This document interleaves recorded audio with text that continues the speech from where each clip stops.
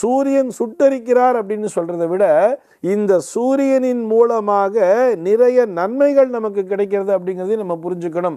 உதாரணத்திற்கு இந்த சித்திரை மாதத்தினை தான் வசந்த காலத்தினுடைய துவக்கம் அப்படின்னே சொல்றார். சார் சூரியன் சுட்டரிக்குதுன்னு சொல்றோம், ஆனா வசந்த காலம்னு சொல்றேளே அப்படின்னு சொன்னா இதற்கு முன்னாடி அந்த மாதம் இலையுதிர் காலமாக பார்க்கப்பட்டது.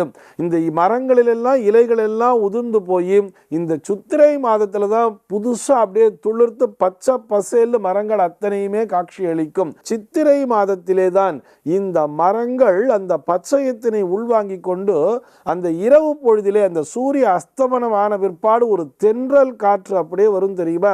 இந்த அவென்யூல எல்லாம் இருக்கிறவங்களுக்கெல்லாம் நல்லா தெரியும், கிராமத்தில் இருக்கிறவங்களுக்கும் தெரியும். அந்த சித்திரை மாதம் அந்த மாலை பொழுதிலே அவங்க எல்லாரும் வெளியில உட்காந்துப்பா, அப்படியே ஒரு தென்றல் காற்று என்பது அப்படியே வருடி தரும். அத்தனை சிறப்பு மிக்க ஒரு மாதமாக இந்த மாதமானது பார்க்கப்படுகிறது.